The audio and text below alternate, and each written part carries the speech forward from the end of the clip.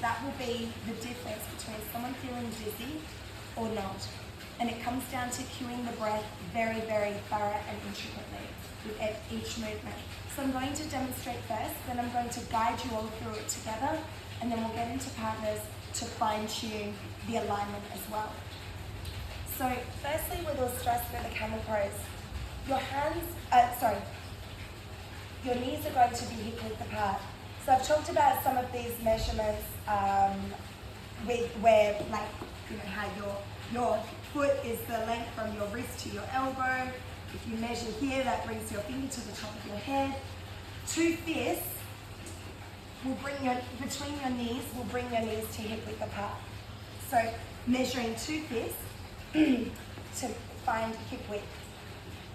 Your toes, for the first set, we'll all tuck our toes under. We're not coming into fire toes. I gave you a break of fire toes today deliberately. We're not coming into fire toes. But this is because you'll have less distance to reach for. So this is the first stage in variation. Your hands will go on the lower back, fingers pointing down, thumbs on the outside, and your baby fingers on the inside. There are variations like so, but for the start, to be gentle on the wrist, we're going to start just with the fingers pointing down, hands on the lower back. So measuring the knees, tucking the toes, hands on the lower back.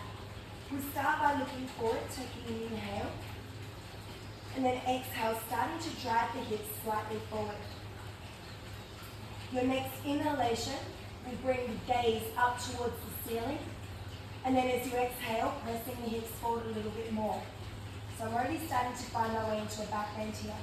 Inhale to look further back. Exhale to press the hips forward. This isn't rushed at all. It's nice and slow. Inhale to drop the head back, maybe looking to the wall behind you. The tendency here will be for the hips to drop back. So you're focusing on pressing the hips forward. Then one hand can reach for the heel, followed by the other hand. From here, breathing in to open up the heart space, breathing out to constantly drive the hips forward. Right? So we're not sinking here. Your eyes can be open or eyes can be closed. I recommend keeping them open. Eventually looking for the floor behind you. To come out of the pose, we do so on an inhale. Firstly, lifting your head, breathing in as you lift your head. Look down the body. Breathe out, slowly lower down, maybe bring your hands to the lower back. Then immediately stack your fists, bring the fists down to the floor, and rest your forehead on the fists in front. Bringing your head in line with your heart, and your heart in line with your hips. As opposed to child's pose, where we're straight away going into an inversion and a counter pose, that can be a little bit much with a blood rush, going straight from a back bend immediately into a forward fold. It doesn't seem like far, but after doing camel, that distance is actually quite a lot. So we're resting 2 fists, and that brings the head in line with the heart, taking a few nice deep breaths there to settle. Camel pose is a back bending asana, okay, and it's greatly working with the thoracic spine, the thoracic area. So it can be very challenging for everyone, even those who are very, very flexible in their lumbar spine. There's a lot of people who will find chakrasana, the full wheel pose, very easy, and then struggle when it comes to camel because you can't dump into that flexibility of the lumbar spine. There's a lot more space between each vertebra in the lower spine as opposed to the thoracic spine. This pose being a back bend, it generates a lot of heat and energy in the body. It's very stimulating, very invigorating. So this is a benefit when practiced in the morning. It's, you know, instead of having a triple shot latte, do a few rounds of camel and you're good to go for the day. But this posture is really not recommended after 5 p.m. So if you're teaching yoga later in the evenings, practicing camel after 5 o'clock can create energy and stimulation in the body that isn't really settling the body and preparing for deep sleep. On the contrary, hip opening poses are amazing for encouraging deep sleep. So I'll be talking a lot about what time of day poses are better, but as a general rule, if you just keep in your mind that back bends are best avoided in the evening. It's because of the energy, the energy and stimulation. Are there any questions about camel pose? Yeah. Just saying you can do it in the morning. Do you warm up or anything, or you just like go straight into it? It's a really good question. This pose, if we think about that, some lineages of yoga consider it an advanced move, an advanced posture. A lot of students will find it's easier and more welcoming on the body towards the middle or end of the practice. That said, a really beautiful warm-up that I haven't yet guided you guys through, it's on the cards for Monday morning. What's that? Oh, I like that name. I call it the camel flow, but dancing camel's great. Is from this position, you can start just reaching back, grabbing the heel, and breathing in as you open up the heart, and then sweeping it across. Sort of like the movement that we did when we were seated, and we did this action like so. It's the same action but in camel pose, and that would be fun, nice and early in the morning. Then you can guide camel, but I would do it slowly, giving people time. It's not dangerous. It's more that, especially first in the morning, their bodies might not allow them to go so far. Sometimes people can push themselves really far because last night they came into full expression of camel, and at 5 o'clock this morning, it's not happening. So, it's perfectly fine to actually teach at the beginning, but just guide it through very, very, very slowly. That's actually the case with a lot of postures. Halasana plow pose, that's often recommended to be towards the end of a practice as well, because the body's warm and prepared. But yesterday, in my sequence, I deliberately brought you slowly into Halasana to experience how it is, brought it back in the middle, and then brought it back at the end to compare the difference with the spine, so really focusing on the sensations of the spine. So it just depends how slowly and carefully you're guiding that and what the intention is behind it. What are the contraindications for camel, like with people who've got back problems and stuff? So, good question. It depends on the thanks, Mike.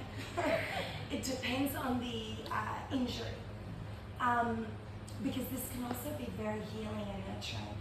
So my previous business partner was a physiotherapist, and he sometimes would recommend this for people with back issues or back injury because it can be a really beautiful release. So can't kind of be thrown into one category of people with back issues, but certainly some back issues or bulge discs will not work well with any spinal extension. And with blood pressure, are there any links to sometimes get dizzy? Yeah, and vertigo as well.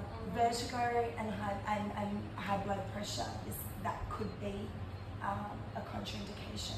Again, it depends, because somebody with vertigo, I sometimes get vertigo, and my mum gets it horrifically, but my mum, for example, she's nearly 70, so just to take that into account, she can get to this point, and that's still really benefiting her back and her spine.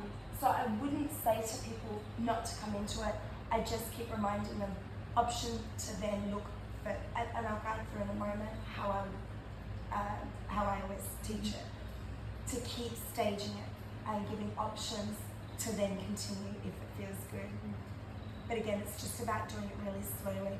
Oftentimes, I've been in so many yoga classes where people are like, camel pose, Ustrasana, place your hands on your lower back, lift the head, go back, and now reach for your heels. And it's just like, whoa, there's no breath cues. No wonder people come out like, what just happened? It's super strong. It's super, super, super strong, because we're working with that area of the spine that we often don't. And we can't just rely on the lumbar spine, right? Especially if we keep pressing the hips forward. And if people are feeling any sort of pain, what's the worst pain that they could be? Because it could be stretch, but if it's tingling and sharp, is that stop? If it's sharp, no, I would say come back to the beginning. And if it's really not happening, I would say just take a moment, kneeling down or stack, and Yeah. weight. Yeah. The key word that you said there was sharp. If someone uses the description, so in yoga we kind of consider, okay, if it's pain, the description would be sharp or jagged or electrical. Yeah. Does anyone have anything to add to that with description to pain versus discomfort? What's jagged? Jagged, like sometimes people find it's almost like this, like, jagged. Like when you break a piece of glass, they'll say it's jagged. It's Yeah. jagged. So it's like something like broken glass cutting you. It's like sharp. You Bouncy. can think of it like Yeah, sharp, yeah. sharp, but with like some teeth. Vibrational. Like Tingling. sharks have jagged teeth. Tingling, that's what I call sometimes. Yeah. Tingles. And I mean, yeah, like, because shaking is fine. If you're in Navasana, Yeah. there's going to be a point that you're going to shake, Yeah. right? And that's perfectly fine. But pain is when it just, the person will know it just doesn't feel right. It's just your body's saying no. Pain is your body's very intelligent way of saying stop. You're hurting me. Please stop. Otherwise, you're going to create or cause serious injury. And it's when we ignore those signals that we do have an injury. So pain is when it's saying no. Discomfort, like when you're in pigeon pose, okay, the chances are most of the time that what's going on here, it's not pain, it's discomfort, right? But it's breathing through it. You know that you're letting go of tension, you're releasing tension, you're doing good for your body. Pain, you're never doing good for your body. Yeah. So if someone's talking about pain, it's a word that's thrown around very quickly, like very easily, by people. They're just like, I've got pain here, and I'm like, okay, firstly, what is it? What are you feeling? And if it actually is, because sometimes they're like, oh no, it's actually discomfort, and you can kind of, it's Okay. could be tension from childhood actually, as opposed to, and that's painful, Yeah. but it's not pain. Yeah. Someone, I was just gonna say that I think you can also come out of Camel with your head glass. yeah, Iyengar teaches that way. Okay. Iyengar teaches, excuse my going into this because I'm going to go into it fast so I can't through. So Iyengar teaches, bring your hands to your lower back. Yeah. Inhale as you slowly raise up and And come then down. is that better? What I've found the reason I cue head first is what I've found in my personal experience, and this is like textbook, is that a lot of people get a head spin at this point when, Okay. or they feel like whoa, Yeah. and get unstable. Okay. So I say breathe in, look down your body, hold it for the exhale, then take another inhale. Okay. Because the inhalation and holding the breath will prevent them from feeling dizzy and feeling like they're going to faint. Okay. And then you also have like your eyes are watching where you're going versus bringing your hands to your back and having your head still there. Yeah, Okay. exactly. So people that are feeling like that experience of vertigo or anything like that, it's giving a moment to focus Okay. before changing the spine too much, starting with the cervical spine and raising up.